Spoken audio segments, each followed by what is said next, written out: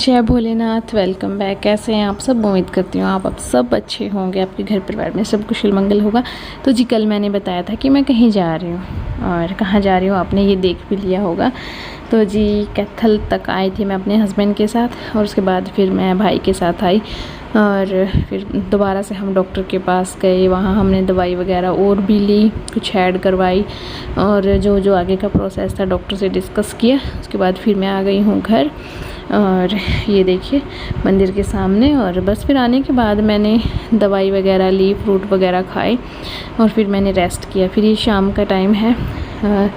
यहाँ पे प्रिंजल अपने सैंडल मुझे दिखा रही थी, बस बातें कर रही थी। और मम्मी घर पे नहीं है, वो गई हैं यात्रा पे, सीहोर, उज्जैन, ओमकारेश्वर, ममलेश्वर और वृंदावन, पुष्कर, कहीं मतलब उनका टूर है 4 से 5 दिन का। और उनको पता भी नहीं है कि मैं घर पे आई हुई हूँ, और मैंने बताया भी नहीं, क्योंकि फिर उनको ये टेंशन रहेगी कि पता नहीं क्या हो गया है, कैसी है मेरी बेटी है, होता है ना माँ को, पता नहीं क्या हो गया। और अब कुछ लोगों का सवाल होगा कि घर पे क्यों आई, तो मैं घर पे इसीलिए आई हूँ। मैंने बताया भी था कि डॉक्टर ने बोला है कि आपको प्रॉपर रेस्ट करना है, और ससुराल में आप सब जानते हैं कि कोई भी रेस्ट नहीं कर पाता है, और वहाँ शर्म भी आती है। और दूसरा ये होता है कि एक्सपेक्टेशंस हमसे होती हैं कि चलो काम तो करें, है ना। और कोई भी मतलब अपनी बहुओं को ज़्यादातर हर जगह ये होता है, कोई ऐसे मतलब ज़्यादा टाइम तक बैठा के नहीं खिला सकता। हाँ, बेटी को खिला देंगे, ये सबकी बात है, सबकी। मैं अकेले अपनी सास को ब्लेम नहीं कर रही हूँ। और जहाँ तक जब तक मेरी ऐसी बात आई है कि मुझे काम नहीं करना था प्रेगनेंसी के दौरान, तो उन्होंने मतलब पूरा सपोर्ट किया है, मैं नहीं बोल रही।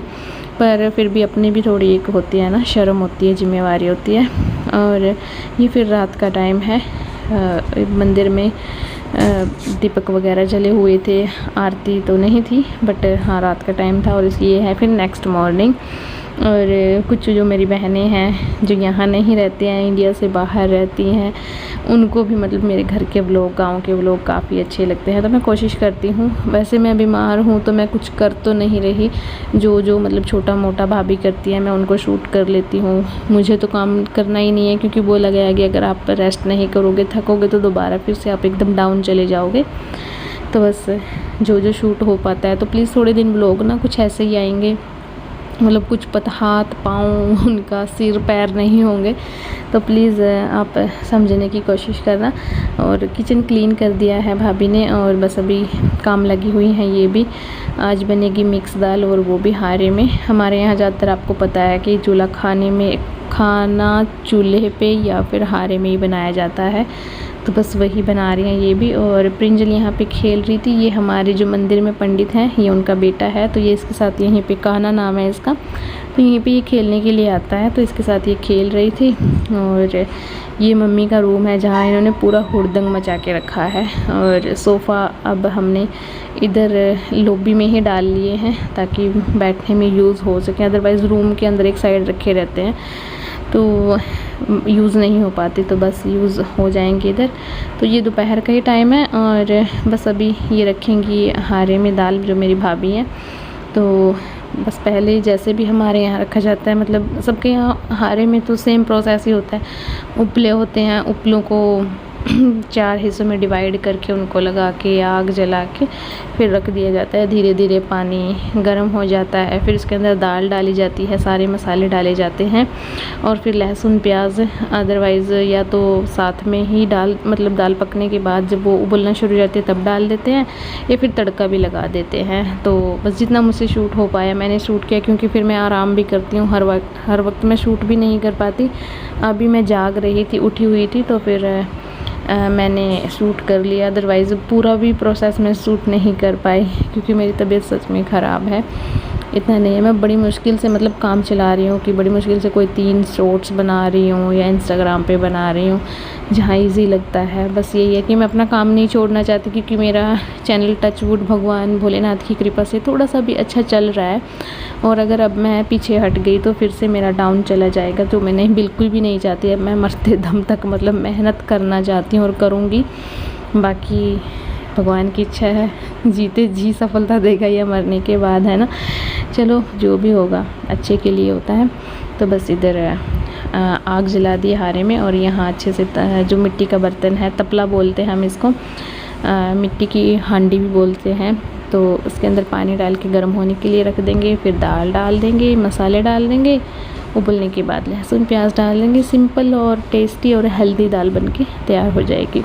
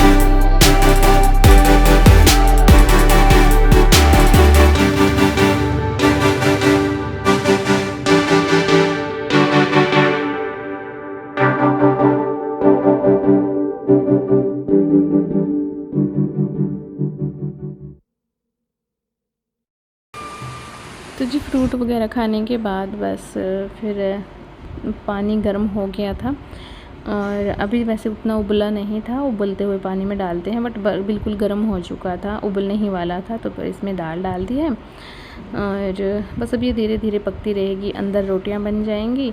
दोपहर को रोटियां ज़्यादातर अंदर ही बनाई जाती हैं, और सुबह शाम ज़्यादातर चूल्हे पे बनाई जाती हैं, बट अभी ये कि फैमिली बहुत छोटी है तो गैस पे भी बना लेते हैं। और उसके बाद बस साफ़ सफाई जो भी था, और यही था आज के इस व्लॉग में। आई होप आपको अच्छा लगा होगा। अच्छा लगा तो प्लीज़ लाइक करना, शेयर करना, कमेंट करना, और चैनल को सब्सक्राइब